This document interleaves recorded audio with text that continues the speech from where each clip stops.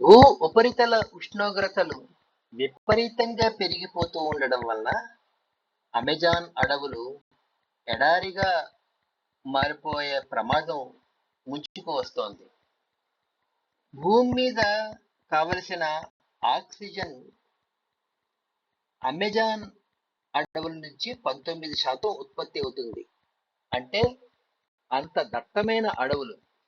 ఇప్పటికే అమెజాన్ అడవుల్లో 3/వంతు ఎడారిగా మారిపోయింది. అక్కడ భూమి గడ్డి పరక కూడా మొలవని రీతిలో బీడు పట్టిపోయింది. అంతేకాదు, భూ ఉపరితల వాతావరణం వేడెక్కడం వలన హిమాలయపై మంచు కనుమరుగవుతోంది. ఒకప్పుడు దాదాపు సంవత్సరం అంతా తెల్లగా మంచుతో కప్పబడి ఉండి ఆహ్లాదం కలిగించేటువంటి హిమాలయాలు ఇప్పుడు మంచు లేక బోసిపోయి ఉన్నాయి. దానివల్ల ఏమవుతుంది?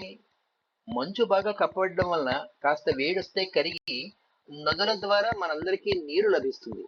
కానీ ఇప్పుడు మంచు ఉండడమే తగ్గిపోతూ ఉండడం వలన నదుల్లో నీటి కొరత, అలా మనకి జల వనరుల కొరత సంక్షోభం ఏర్పడనుంది. ఇక కెనియాలో తర్కానా అనే ప్రాంతం ఉంది. తర్కానా అనే సరస్సు ఆ చుట్టుపక్కల ప్రాంతము.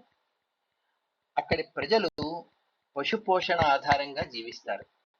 కానీ ఆ తర్కానా సరస్సు ఎండిపోతూ ఉండడం వల్ల నీటి కొరత ఏర్పడి పశువులను రక్షించుకోవడం కోసమని వారంతా వేరే ప్రాంతాలకు వలస వెళ్ళేటటువంటి ప్రమాదం ముంచుకు వచ్చి ఉంది. అంటే పర్యావరణ శరణార్థులు అయిపోతున్నారు వీరు.